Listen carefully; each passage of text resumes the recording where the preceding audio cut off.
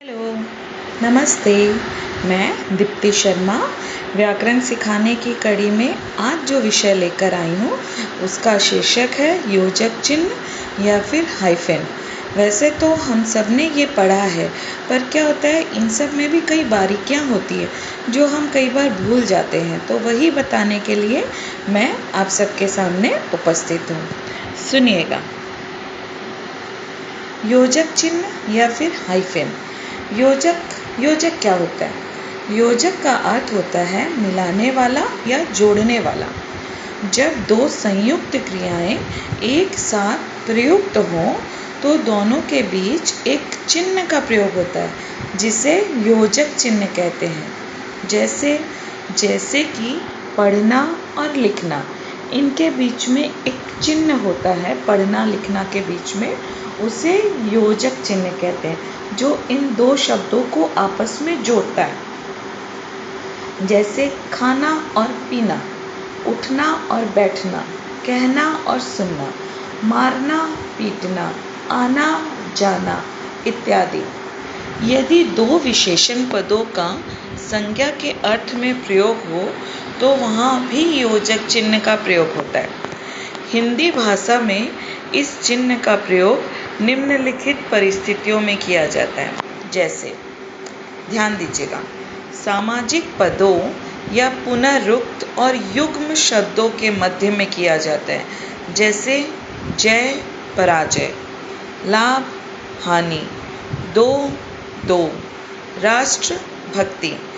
तुलनात्मक वाचक सा सी से, इनके पहले जैसे कि चांद सा, चांद और सा के बीच में भी योजक चिन्ह प्रयोग होता है। चांद सा चेहरा, यहाँ पर चेहरे को चांद से तुलना की जा रही है, इसलिए यहाँ पर योजक चिन्ह का प्रयोग किया गया है।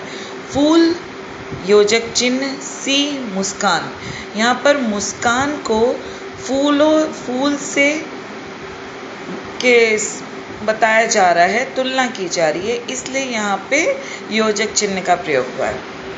द्वित्व और शब्द युग्म, जैसे कभी कभी, खाते पीते, यहाँ पर भी योजक चिन्ह का प्रयोग होता है। योजक चिन्ह के उदाहरण: सुख दुख जीवन में आते जाते रहते हैं। जीवन में उतार चढ़ाव तो आते ही हैं। मैंने 1/3 वजन कम कर लिया। मुझे दाल चावल बहुत पसंद है। रमेश तो मारपीट करने के लिए हमेशा तैयार रहता है। उपरोक्त सभी उदाहरणों में दुख सुख, उतार चढ़ाव, 1/3, दाल चावल, मारपीट इत्यादि में योजक चिन्ह का प्रयोग हुआ है। योजक चिन्ह: हिंदी में अल्प विराम चिन्ह के बाद योजक चिन्ह का प्रयोग सबसे अधिक किया जाता है। योजक का अर्थ मिलाने वाला या जोड़ने वाला होता है, अतः दो शब्दों के मध्य अर्थ में स्पष्टता लाने के लिए योजक चिन्ह का प्रयोग किया जाता है। अब हम लोग जानेंगे कि योजक चिन्ह का प्रयोग कहाँ कहाँ होता है। विपरीत अर्थ रखने वाले शब्दों को जोड़ने के लिए योजक चिन्ह का प्रयोग किया जाता है, अर्थात दो शब्द जिनका अर्थ एक दूसरे के विपरीत हो उनको जोड़ने के लिए योजक चिन्ह का प्रयोग करते हैं। जैसे कि रात दिन, पाप पुण्य, माता पिता, दुख सुख, आगा पीछा, नीचे ऊपर, अच्छा बुरा, हार जीत इत्यादि। अनिश्चित संख्यावाचक विशेषण या तुलनावाचक, जैसे कि सा सी या से, इनसे पहले योजक चिन्ह का प्रयोग किया जाता है। जैसे बहुत सा धन, कम से कम, भरत सा भाई, यशोदा सी माता, विभीषण सा भाई। यहाँ पर तुलना की जा रही है, तो इन तुलनात्मक शब्दों में आपस में तुलना दिखाने के लिए योजक चिन्ह का प्रयोग किया जाता है। शब्दों में लिखी जाने वाली संख्याओं एवं उनके अंशों के बीच में भी योजक चिन्ह का प्रयोग होता है। जैसे कि 1/3, 1/4 इत्यादि।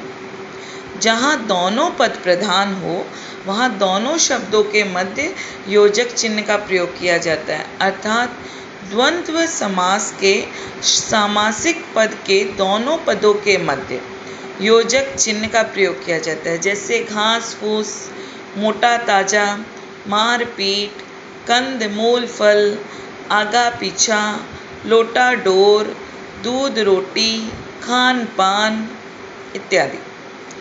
तत्पुरुष समास के सामासिक पद के दोनों पदों के मध्य भी योग चिन्ह का प्रयोग किया जाता है। जैसे हवन सामग्री, देश भक्ति, दिल तोड़ इत्यादि। लगभग सभी समान अर्थ रखने वाले शब्दों के मध्य योजक चिन्ह का प्रयोग किया जाता है। जैसे कि सेठ साहूकार, सेठ और साहूकार लगभग इन दोनों का अर्थ समान है, तो इन दोनों के बीच में भी योजक चिन्ह का प्रयोग होता है। ऐसे ही और भी है, जैसे कूड़ा कचरा, कपड़े लत्ते, घास फूस इत्यादि। समान शब्द की पुनरावृत्ति होने पर भी दोनों शब्दों के मध्य में योजक चिन्ह का प्रयोग किया जाता है। जैसे राम राम, शहर शहर, गांव गांव, बीच बीच इत्यादि। इसके अलावा प्रेरणार्थक क्रिया में प्रथम प्रेरणार्थक क्रिया और द्वितीय प्रेरणार्थक क्रिया के शब्दों के मध्य योजक चिन्ह का प्रयोग किया जाता है। जैसे उठाना उठवाना, गिराना गिरवाना, काटना कटवाना इत्यादि। किसी पैराग्राफ में जब किसी लाइन में पंक्ति में लिखते समय यदि कोई शब्द पूरा नहीं लिखा जा रहा हो तो उस शब्द को आधा लिखकर भी वहाँ पर योजक चिन्ह लगा दिया जाता है और शेष बचा हुआ शब्द अगली पंक्ति में लिख दिया जाता है।